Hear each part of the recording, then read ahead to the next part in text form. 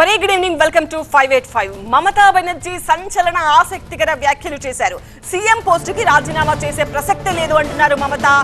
Breaking news మనం చూస్తున్నాము. బెంగాల్ ఎన్నికల్లో ఓడిపోలేదు నేను అంటున్నారు మమత.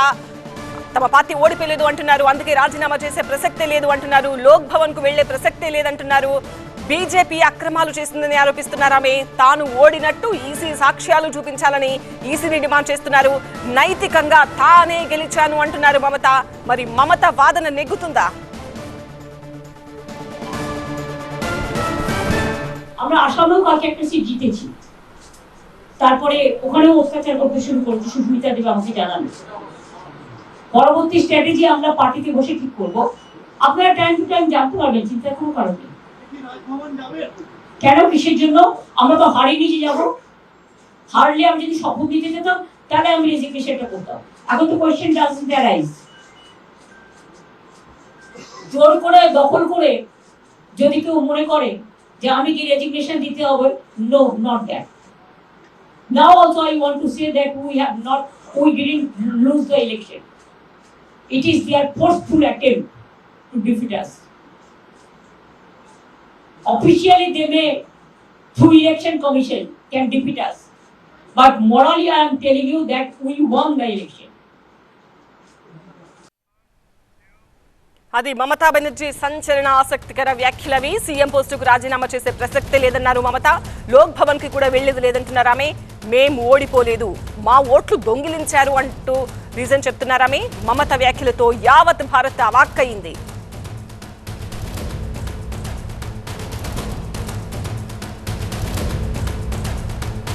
আমরা আসামেও কাকে একটা সিট জিতেছি, তারপরে ওখানেও অত্যাচার করতে শুরু করছে সুস্মিতা দেব আমাকে জানানো।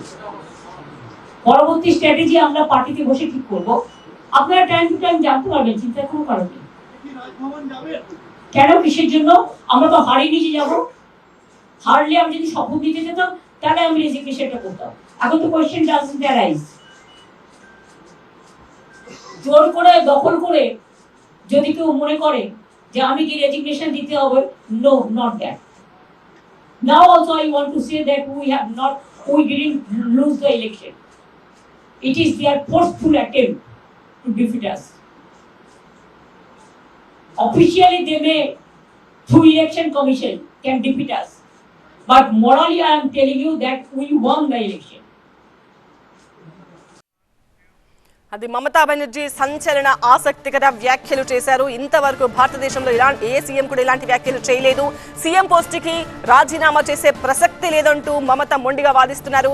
లోక్ భవన్ కు కూడా వెళ్లేదే లేదు అంటూ మమత మాట్లాడిన మాటలు ఇప్పటివరకు మనం చూసాము. మేము ఓడిపోలేదు, మా ఓట్లు దొంగిలించారు అంటూ రీజన్ చెప్తున్నారు మమతా బెనర్జీ. మమత వ్యాఖ్యలతో ఇప్పుడు యావత్ భారత్ అవాక్కైన పరిస్థితి.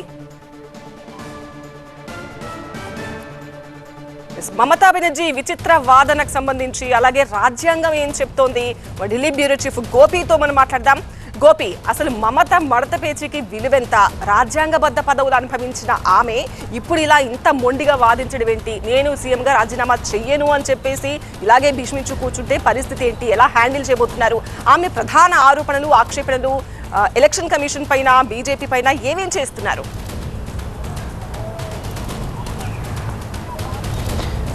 దేశ చరిత్రలో ఎన్నికలు జరిగిన తర్వాత, ఓటమి పాలైన తర్వాత ఏ ముఖ్యమంత్రి చేయనటువంటి వ్యాఖ్యలు ఈరోజు మమతా బెనర్జీ ఓటమి తర్వాత ఆవిడ మాట్లాడడం జరిగింది. ఎన్నికల సంఘాన్ని టార్గెట్ చేస్తూ, బీజేపీని టార్గెట్ చేస్తూ, కోర్టులో కూడా న్యాయం జరగడం లేదు అని చెప్తూ, నేను లోక్ భవన్కి వెళ్ళను, రాజీనామా చేయను, నేను గెలిచాను, మేము ఓడిపోలేదు, మా ఓట్లను, సీట్లను దొంగిలించారు అంటూ బీజేపీ పైన, అలాగే కేంద్ర ఎన్నికల సంఘం పైన తీవ్ర ఆరోపణలు చేయడం జరిగింది.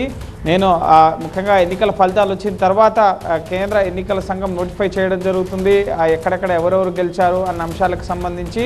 సో దాని ఆధారంగా అభ్యర్థులకు ముఖ్యంగా సంబంధిత పత్రాలను కూడా అందజేయడం జరుగుతుంది ఎన్నికల సంఘానికి సంబంధించిన అధికారులు. సో ఇప్పుడు మమతా బెనర్జీ ఓటమి పాలైన తర్వాత ఆవిడ టర్మ్ మే 7వ తేదీ వరకు ఆవిడ టర్మ్ ఉంది. సో ఆలోపు ఆవిడ రాజీనామా చేయాల్సి ఉంటుంది. ఆ తర్వాత కొత్త ప్రభుత్వం ఏర్పాటయ్యేంత వరకు ఆపద్ధర్మ ముఖ్యమంత్రిగా ఆవిడ కొనసాగుతారు. కానీ ఇక్కడ ఈ ఎన్నికలు ముఖ్యంగా సీట్లను అలాగే ఓట్లను దొంగిలించే అధికారంలోకి వచ్చింది.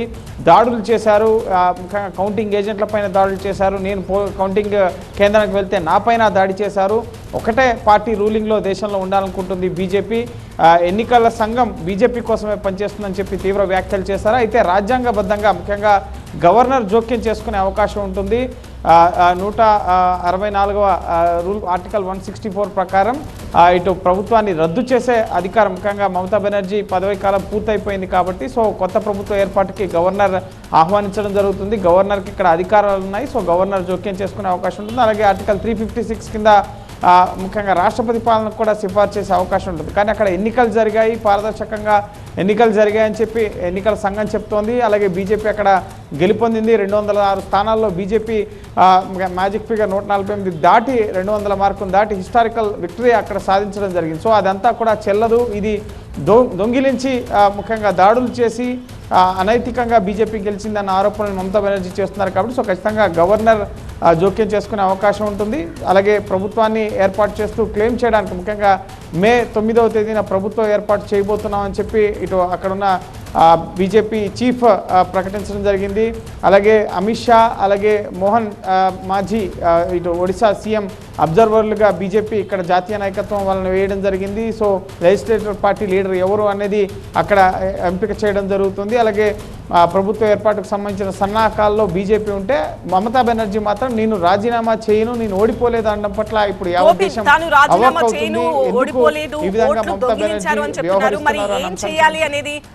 చేస్తున్నారు. అంటే పర్టికులర్ గా కొన్ని నియోజకవర్గాలు ఏమైనా ఆమె చెప్తున్నారా, పలానా చోట తప్పిదాలు జరిగాయని చెప్తున్నారా, అక్కడ ఏమైనా రీపోలింగ్ నిర్వహించాలని చెప్తున్నారా, లేదంటే ఓవరాల్ గా ఎన్నికల ప్రాసెసే బాగాలేదని చెప్తున్నారా, ఆమె డిమాండ్ ఏంటి?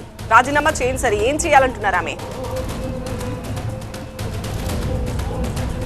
ఒక ఫ్యాక్ట్ ఫైండింగ్ కమిటీ ద్వారా ముఖ్యంగా వాస్తవాలను తెలుసుకునే ప్రయత్నం చేస్తాం. ఇండియా కూటమి అంతా కూడా మా వెన్నంటే ఉంది అని చెప్పి మమతా బెనర్జీ చెప్తున్నారు. సో ఎక్కడెక్కడైతే ముఖ్యంగా తమకు అనుమానాలు ఉన్నాయి అన్న నియోజకవర్గాలకు సంబంధించి ఫ్యాక్ట్ ఫైండింగ్ కమిటీ వేసి అందులో సభ్యుల ద్వారా ముఖ్యంగా ఓట్లు ఎన్ని పోలాయి, పూర్తిగా ఎన్నికల ప్రక్రియకు సంబంధించి కౌంటింగ్ ప్రక్రియకు సంబంధించి ఈవీఎంలలో అలాగే వీవీప్యాట్ యంత్రాల్లో స్లిప్లను సరిపోల్చడానికి సంబంధించి ఎన్నికల సంఘానికి అభ్యర్థన పెట్టుకుంటే కనుక ర్యాండమ్గా ఈవీఎంలు వీవీప్యాట్ యంత్రాలను చెక్ చేయడం జరుగుతుంది. సో అక్కడేమైనా అవకతవకలు జరిగాయి. సో ఈసీ దీనికి సంబంధించి క్లారిఫికేషన్ ఇచ్చే అవకాశం ఉంటుంది. మమతా బెనర్జీ తీవ్రమైన ఆరోపణలు చేశారు కాబట్టి దీనికి సంబంధించి ఎందుకంటే ఎన్నికల వ్యవస్థను ఇటు కేంద్ర ప్రభుత్వ పరిధిలో ఉంది, ఎన్నికల సంఘం పరిధిలో ఉంటుంది కాబట్టి సో ఎన్నికల నిర్వహణ అంతా కూడా ఎన్నికల సంఘమే చేస్తుంది కాబట్టి సో దీనిపైన ఎన్నికల సంఘం కూడా రియాక్ట్ అయ్యే అవకాశం కనిపిస్తోంది. మమతా బెనర్జీ చేసిన ఆరోపణలకు సంబంధించి ఓట్లను దొంగిలించారు, మ్యానిపులేట్ జరిగింది అన్న అంశానికి సంబంధించి ఎన్నికల సంఘం కూడా రియాక్ట్ అయ్యే అవకాశం ఉంటుంది. అయితే లీగల్ బ్యాటిల్ చేసే అవకాశం కనిపిస్తుంది. మమతా బెనర్జీ ముఖ్యంగా ఈ ఓట్లు అలాగే ఎన్నికల సంఘం వ్యవహరించిన తీరు, గుండాగిరి చేసి గెలిచారు అన్న ఆరోపణలు కూడా ఆవిడ చేశారు కాబట్టి సో ఆవిడ వద్ద ఉన్న ఆధారాలు సీసీ కెమెరాలు కానీ మిగతా తమ ఏజెంట్లపైన దాడులు చేశారు అన్న అంశాలకు సంబంధించి ఉన్న ఆధారాలతో న్యాయ పోరాటం ముఖ్యంగా కోర్టులో కూడా న్యాయం జరగడం లేదని వ్యాఖ్యానించారు. సో లీగల్ బ్యాటిల్ చేస్తారా లేక ముఖ్యంగా ఈసీపై చేస్తున్న ఆరోపణలకు సంబంధించి ఎటువంటి ఆధారాలని తెర మీదకి తీసుకొస్తారు అనేది మనం వేచి చూడాల్సి ఉంటుంది. ప్రస్తుతం అయితే తాను లోక్ భవన్కి వెళ్ళనని అయితే కరాఖండిగా చెప్పారు. కానీ ఆ విధంగా వ్యవహరించడం అనేది ఇటు ముఖ్యంగా రాజ్యాంగ వ్యవస్థల్లో అది కుదరని పని కాబట్టి సో ఖచ్చితంగా గవర్నర్ ముఖ్యంగా తనకున్న అధికారాలను ఉపయోగించి ప్రభుత్వాన్ని రద్దు చేయడం జరుగుతుంది, కొత్త ప్రభుత్వ ఏర్పాటుకి ఆహ్వానించడం జరుగుతుంది. అలాగే కావాల్సిన మెజార్టీ ఉంది కాబట్టి బీజేపీ అక్కడ ప్రభుత్వాన్ని కూడా ఏర్పాటు చేయబోతోంది. సో చూడాలి మరి గవర్నర్ ఇటు తనకున్న అధికారాల ద్వారా ప్రభుత్వాన్ని రద్దు చేస్తారా, కేంద్రానికి ఆర్టికల్ 356 ద్వారా రాష్ట్రపతి పాలనకు సిఫార్సు చేస్తారా, న్యాయ పోరాటం జరుగుతుందా, ఏం జరగబోతుంది అనేది మాత్రం మనం వేచి చూడాలి. రైట్ గోపి, అది మే 7 వరకు మమత పదవీ కాలం ఉంది. ఇంకొక 2 రోజుల్లో మమత రాజీనామా చేయాల్సి ఉంటుంది. కానీ నేను సీఎంగా రాజీనామా చేయను అని మమత మొండిగా వాదిస్తున్నారు. ఆర్టికల్ 164 ప్రకారం గవర్నర్ చేతిలో ప్రభుత్వాన్ని రద్దు చేసే అధికారం ఉంటుంది. ఆర్టికల్ 356 ప్రకారం రాష్ట్రపతి పాలనకు సిఫార్సు చేయొచ్చు. అలాగే ప్రభుత్వ ఏర్పాటు కోసం మెజార్టీ వచ్చిన పార్టీకి పిలుపు అనేది ఉంటుంది. ఇదంతా కూడా రెగ్యులర్ గా జరిగే ప్రాసెస్. అయితే మరి ఇప్పుడు మమత ఇలా మొండిగా వాదించడంతో నెక్స్ట్ ఏం జరగబోతోంది అన్న ఉత్కంఠ అయితే నెలకొంది. బట్ ఇప్పటి వరకు ఏ సీఎం కూడా ఇలా వ్యాఖ్యానించలేదు కాబట్టి యావత్ భారత్ కూడా అవాక్కైంది మమత వ్యాఖ్యలు చూసి. Moving to second news, Tamil Nadu రాజకీయాల్లో మరో తరం తెర మీదకి వచ్చింది. మరో శకం మొదలైంది. ఇన్నాళ్లు దళపతిగా కాలీవుడ్ వెళ్ళిన విజయ్ ఇప్పుడు తమిళనాడు ముఖ్యమంత్రిగా బాధ్యతలు చేపట్టబోతున్నారు. ఇటీవల జరిగిన అసెంబ్లీ ఎన్నికల్లో 108 స్థానాలు గెలిచి అతిపెద్ద పార్టీగా నిలిచిన టీవీకే ప్రభుత్వాన్ని ఏర్పాటు చేసేందుకు సన్నద్ధమవుతుంది. ఇవాళ పార్టీ కార్యాలయంలో సమావేశమైన టీవీకే ఎమ్మెల్యేలు శాసనసభాపక్ష నాయకుడిగా విజయ్ని ఎన్నుకున్నారు. ఈ నెల 7న తమిళనాడు ముఖ్యమంత్రిగా విజయ్ ప్రమాణం చేసే అవకాశం కనిపిస్తోంది. సెక్రటేరియట్ లో అధికారులతో సమావేశమైన తమిళనాడు సీఎస్ సాయి కుమార్ ప్రమాణ స్వీకారోత్సవ ఏర్పాట్లపై చర్చించారు. తమిళనాడు ఇన్ఛార్జ్ గవర్నర్ రాజేంద్ర విశ్వనాథ్ అర్లేకర్తో విజయ్ రేపు భేటీ కానున్నట్లు తెలుస్తోంది. ప్రభుత్వ ఏర్పాటుకు ఆహ్వానించే అవకాశం కనిపిస్తోంది. అయితే ఇంతలోనే తమిళనాట రిసార్ట్ రాజకీయాలు తెర మీదకి రావడం ఆసక్తి రేపుతోంది. చెన్నై పరిసరాల్లోని ఒక రిసార్ట్ కి టీవీకే ఎమ్మెల్యేలను తరలించడం చర్చనీయాంశమవుతుంది. రిసార్ట్ రాజకీయాలకు వ్యతిరేకమన్న విజయ్ ఇప్పుడు తన ఎమ్మెల్యేలను రిసార్ట్ కు తరలించడం ఏంటన్నది చర్చకు దారితీస్తోంది. ఇది రాజకీయమా లేక సాధారణ సమావేశమేనా అనే అనుమానాలు కలుగుతున్నాయి. అంతేకాదు ప్రభుత్వ ఏర్పాటు కోసం ప్రయత్నాలు జరుపుతున్న వేళ ఎమ్మెల్యేలెవ్వరూ చెన్నై దాటి బయటికి వెళ్లొద్దంటూ టీవీకే అధిష్టానం ఎమ్మెల్యేలను ఆదేశించినట్టు తెలుస్తోంది. ఇది అలర్ట్నెస్ కోసమా మరేదైనా వ్యూహమా అన్నదే అంతు చిక్కడం లేదు.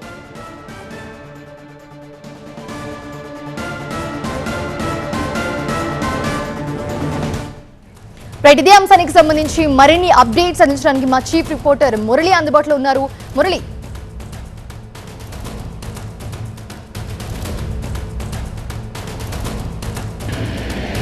ఆ విషయం అయితే టీవీకే నుంచి ఇప్పటి వరకు అధికారిక ప్రకటన అయితే లేదు. కానీ ప్రమాణ స్వీకారానికి మాత్రం ఏర్పాట్లు జరుగుతున్నాయి. ఎల్లుండి ప్రమాణ స్వీకారం చేసేందుకు అధికారులకు కూడా సమాచారం అందింది. అధికారులు కూడా ఏర్పాట్లు చేస్తున్నారు.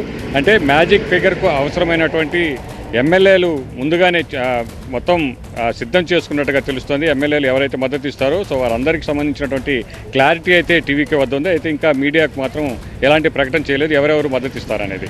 సో ఇక మొత్తం 108 మంది ఎమ్మెల్యేలు, విజయ్ కాకుండా 107 మంది ఎమ్మెల్యేలు సో ప్రమాణ స్వీకారానికి ముందుగా ఆలస్యం అవుతుంది అనుకున్నారు. అందుకోసమే ముందుగా రిసార్ట్ కూడా బుక్ చేశారు. ఇక్కడ మనం చూస్తున్నాం 4 పాయింట్స్ బై షటాన్ అనేటువంటి మహాబలిపురంలో ఉన్నటువంటి రిసార్ట్ ఇది. సో ఎమ్మెల్యేలందరూ కూడా ఇక్కడికి వస్తున్నారు. ఇప్పటికే చాలామంది ఎమ్మెల్యేలు ఇక్కడికి చేరుకున్నారు. సో 6 గంటల లోపు కూడా ఇప్పుడు మనం అక్కడ చూస్తున్నాం ఒక ఎమ్మెల్యేకి సంబంధించినటువంటి కారు కూడా లోపలికి వెళుతోంది. సో ఎమ్మెల్యేలందరూ కూడా ఇక్కడికి వస్తున్నారు. ప్రమాణ స్వీకారం అయ్యే వరకు, ప్రభుత్వం ఏర్పాటు అయ్యే వరకు కూడా ఇక్కడే ఎమ్మెల్యేలందరినీ కూడా ఉంచాలని టీవీకే అధినేత విజయ్ నిర్ణయం తీసుకున్నారు. ఆ మేరకు ఏర్పాట్లు కూడా చేశారు.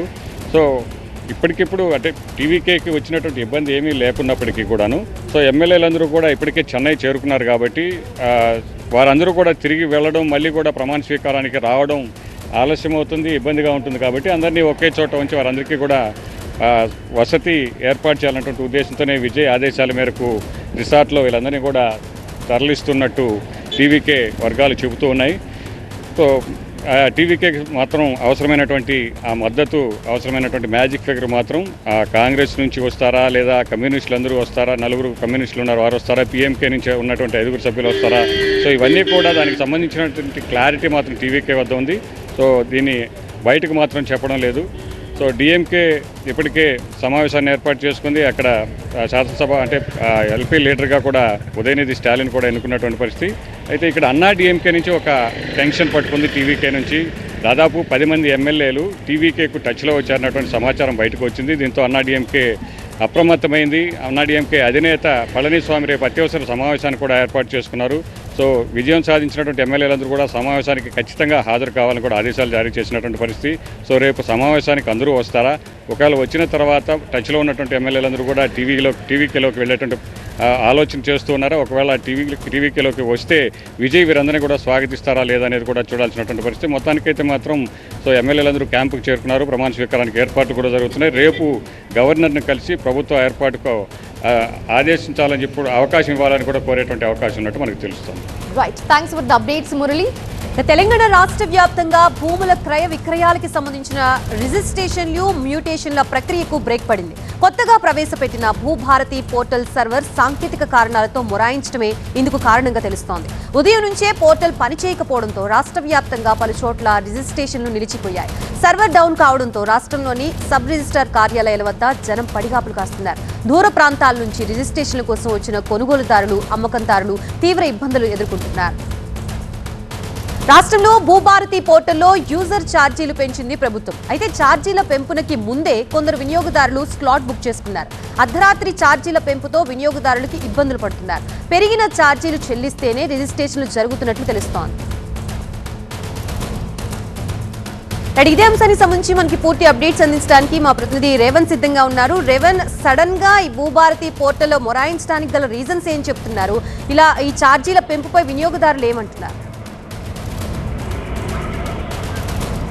ముఖ్యంగా రాష్ట్రంలో భూ విక్రయాలకు సంబంధించి కూడా తహసీల్దార్ కార్యాలయాల్లో భూభారతి పోర్టల్ ద్వారా క్రయ విక్రయాలు జరుగుతుంటాయి. ఇందులో భాగంగానే రిజిస్ట్రేషన్ కూడా జరుగుతుంటాయి. కానీ రాష్ట్ర ప్రభుత్వం అకస్మాత్తుగా గుట్టు చప్పుడు కాకుండా రిజిస్ట్రేషన్ యూజర్ ఛార్జీలు పెంచడంతో ఒక్కసారిగా ఏదైతే వినియోగదారులు ఉన్నారో అంతా లబోదివ్వమంటున్నారు.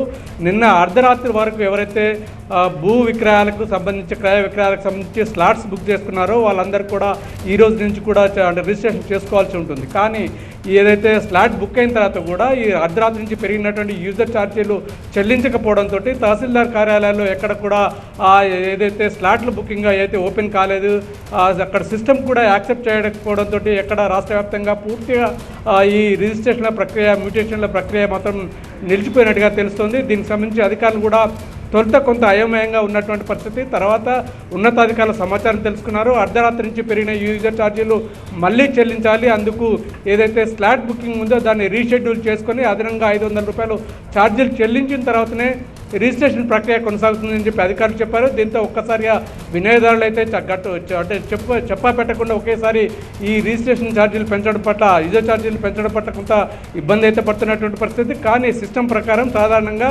ఏదైతే నిన్నటి వరకు స్లాట్ బుక్ చేసుకున్నటువంటి వారికి మాత్రమే యూజర్ ఛార్జీలు పాతవి ఉంటాయి. ఈ రోజు నుంచి స్లాట్ బుక్ చేసుకున్న వారికి అదనంగా 500 రూపాయల ఛార్జీలు చెల్లించేలా అంటే ఏదైతే పోర్టల్ను అప్డేట్ చేయాల్సి ఉంటుంది. కానీ అధికారులు కానీ అనుచిత చాలా తొందరపాటు చర్యగా ఈరోజు అర్ధరాత్రి నుంచే చేయడంతో ఒక్కసారిగా నిన్నటి వరకు స్లాట్ బుక్ చేసుకున్నటువంటి క్రయ విక్రయాలకు సంబంధించిన వినియోగదారులకైతే రిజిస్ట్రేషన్లు అయితే జరగకుండా పోయాయి. దీంతో చాలా రాష్ట్ర వ్యాప్తంగా అన్ని తహసీల్దార్ కార్యాలయాల్లో కూడా ఇదే రకమైన పరిస్థితి కొనసాగుతుంది. Right, thank you Revan. ఇక తూర్పుగోదావరి జిల్లా రాజమండ్రి రూరల్ కలెక్టర్ కార్యాలయ సమీపంలో టిడ్కో గృహాల లబ్ధిదారులు ఆందోళన బాట పట్టారు. గత ప్రభుత్వం కేటాయించిన టిడ్కో ఇళ్లకు సంబంధించిన లోన్లు కట్టాలి అంటూ బ్యాంక్ అధికారులు వేధిస్తున్నారంటూ ఆవేదన వ్యక్తం చేస్తున్నారు. రుణాలు చెల్లించకపోతే ఇంటికి తాళాలు వేస్తామంటూ బెదిరిస్తున్నారని ఆందోళన వ్యక్తం చేశారు. లాయర్లతో వచ్చి బ్యాంక్ అధికారులు వేధిస్తున్నారు అంటూ 2500కు పైగా కుటుంబాలు ఆగ్రహం వ్యక్తం చేస్తున్నాయి. రద్దు చేయాలి, బ్యాంకు లోన్లు రద్దు చేయాలి, బ్యాంకు లోన్లు.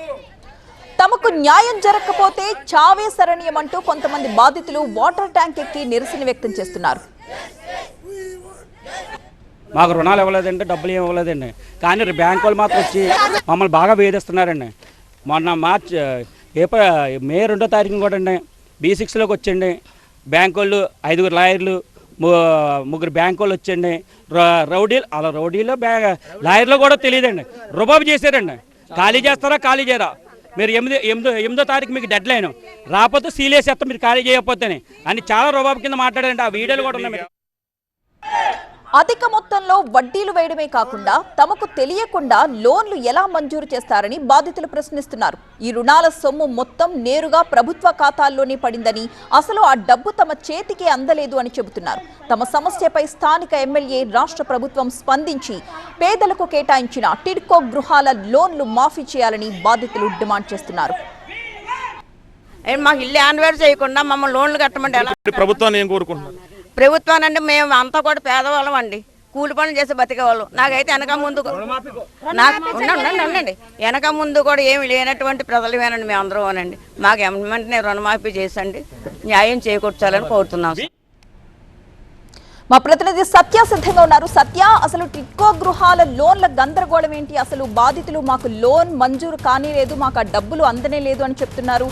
మరికొంతమంది అక్కడ చెప్తున్నది బ్యాంక్ అధికారులు కాదు, రౌడీలు వస్తున్నారు అని చెప్తున్నారు. అసలు ఏం జరుగుతోంది అక్కడ?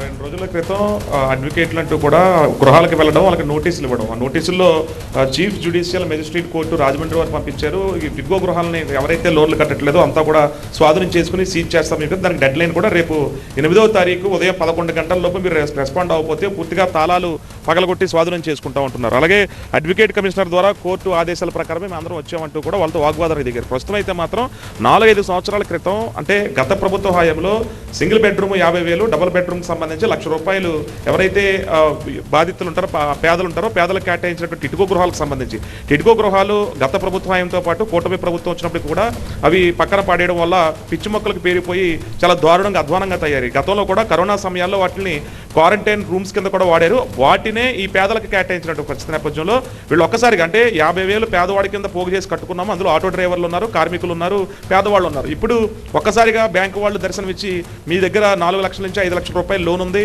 నెలకి మీరు 5 నుంచి 4,000 కట్టాలి, ఎందుకు కట్టట్లేదంటూ నోటీసులు ఇవ్వడంతో ఒక్కసారిగా అవాక్కయ్యారు. మేము పేద ప్రజలు అని చెప్పేసి మాకు టిడ్కో గృహాలు కేటాయిస్తే ఈ రకమైనటువంటి రాజమండ్రి రూరల్ పరిధిలో ఉన్నటువంటి ఎక్కడైతే కలెక్టరేట్కి కోతవేట దూరంలోనే ఈ టిడ్కో గృహాలకు సంబంధించి దాదాపుగా 2,000 మందికి పైగా గృహాలు ఉన్నాయి. అందులో వీళ్ళంతా కూడా ఈరోజు రోడ్డెక్కారు. బ్యాంకు సంబంధించిన సిబ్బందితో పాటు అడ్వకేట్లు కూడా అక్కడికి రావడము వీళ్ళని అడగడంతో ఈరోజు మనస్తాపంతో వాళ్ళంతా కూడా వాటర్ ట్యాంక్ ఎక్కేసి నిరసన చెప్పినటువంటి పరిస్థితి. స్థానిక ఎమ్మెల్యేలు కానీ స్థానిక నేతలు కానీ ప్రభుత్వాన్ని పట్టించుకోబట్టే మాకు చావేశారణ్యం అంటూ కూడా వాళ్ళు ఆవేదన వ్యక్తం చేస్తున్నారు. అయితే ఇది రూరల్ పరిధిలో సగం ఉంది, సిటీ పరిధిలో ఉంది. స్థానికంగా ఎమ్మెల్యే ఆదిరెడ్డి వాసుతో పాటు స్థానిక రూరల్ ఎమ్మెల్యే గోరంట్ల బుచ్చయ్య చౌదరి ఇద్దరు పరిధిలో ఉండడం వల్ల ఈ సమస్యకి పరిష్కారం చూపలేకపోతున్నారనేది మాత్రం స్థానికులు ఆవేదన అయితే వ్యక్తం చేస్తున్నారు. అయితే రూరల్తో పాటు స్థానికంగా ఉన్నటువంటి ఇక్కడ కొంతమూరు కానివచ్చు, రాజనగరం నియోజకవర్గంలో కావచ్చు, అనేక చోట్ల వందలాది టిడ్కో గృహాలు ఉన్నాయి. ఒక్కొక్కరికి బ్యాంక్ నుంచి ఫోన్లు రావడము, అంటే ఈ బ్యాంకుకి లోన్ ఇచ్చినప్పుడు గవర్నమెంట్ ఖాతాలో పడిపోవడంతో వీళ్ళు నెలలా కట్టాలంటూ కూడా కొంతమందికి చెప్పడం. కొంతమంది హౌస్ తీసుకున్న తర్వాత 4 సంవత్సరాల నుంచి 5 సంవత్సరాలు పూర్తయిన తర్వాత మీ ఇంటి పేరు మీద లోన్ ఉంది, ఈ గవర్నమెంట్ టిడ్కో గృహాలు అయినప్పటికీ గవర్నమెంట్ కట్టడానికి డబ్బులు అయ్యాయి కాబట్టి ఆ డబ్బులు మేము బ్యాంక్ ఆఫ్ బరోడా నుంచో లేదంటే అదర్ బ్యాంక్ నుంచో డబ్బులు ఇచ్చాము, ఖచ్చితంగా మీరు కట్టకపోతే రేపు అంటే 8వ తారీఖు డెడ్ లైన్ ఇచ్చారు కాబట్టి ఖచ్చితంగా ఆ అధికారులకి ప్రభుత్వానికి సంబంధించిన స్థానిక నేతలంతా కూడా స్పందించాలి, మాకు న్యాయం చేయాలి, రెక్కాడి దగ్గర డొక్కడాంటి జీవితాలు మాయి అంటూ కూడా టిడ్కో గృహాలకు సంబంధించినటువంటి బాధితులు అయితే ఆవేదన వ్యక్తం చేస్తున్నారు. స్థానిక నేతలు మరి ఎమ్మెల్యేలు ఏం చేస్తారో చూడాలి మరి టిడ్కో గృహాలకు సంబంధించి. Right, thank you Satya. 585లో ఫైనల్ స్టోరీ చూద్దాం. ఐఏఎస్ అధికారి అహ్మద్ బాబుకి ఏపీ హైకోర్టులో ఎదురు దెబ్బ తగిలింది. ఉద్యోగుల సంఘం చేసిన ఫిర్యాదుపై చర్యలు తీసుకోవాలంటూ ఆదేశించింది. ఐఏఎస్ అహ్మద్ అనర్హుడంటూ హైకోర్టులో ఏపీ ప్రభుత్వ ఉద్యోగుల సంఘం పిటిషన్ దాఖలు చేసింది. అయితే ఈ పిటిషన్ని కొట్టేయాలని అహ్మద్ బాబు అప్పీల్ చేసుకున్నారు. దీనిపై విచారణ చేపట్టిన హైకోర్టు సీజే నేతృత్వంలోని ధర్మాసనం స్టే ఇచ్చేందుకు నిరాకరించింది. చాలా మంది ఉద్యోగుల ప్రమోషన్లను అహ్మద్ తొక్కిపెడుతున్నారంటూ ఉద్యోగ సంఘాలు ఆరోపించాయి. ఈ అంశంపై అధికారులతో మంత్రి పయ్యావుల కేశవ్ సమావేశమై కోర్టు ఆదేశాల్ని పాటించాలని, ప్రమోషన్లపై తక్షణమే చర్యలు తీసుకోవాలని ఆదేశించారు. రాష్ట్ర వాణిజ్య పన్నుల శాఖతో పాటు అహ్మద్ బాబు నిర్వహిస్తున్న శాఖల్లో ఏదీ సవ్యంగా లేనట్లు కనిపిస్తోందని కొద్ది రోజుల క్రితం సింగిల్ బెంచ్ వ్యాఖ్యానించింది. లేటెస్ట్గా సింగిల్ జడ్జి ఇచ్చిన ఉత్తర్వులపై స్టే ఇచ్చేందుకు హైకోర్టు ధర్మాసనం నిరాకరించింది. మా కరెస్పాండెంట్ వసంత్తో మాట్లాడదాం లైవ్లో. వసంత్, హైకోర్టు స్టే ఇచ్చేందుకు నిరాకరించిన తర్వాత ఏంటి ఇప్పుడు సిచ్యువేషన్? అహ్మద్ ఏమంటున్నారు, ఉద్యోగ సంఘాలు ఏం చెప్తున్నాయి? సో ప్రస్తుతం chief commissioner AP taxes senior IAS అధికారి అహ్మద్ బాబు పైన మరోసారి ఏపీ హైకోర్టు ఆగ్రహం వ్యక్తం చేసింది.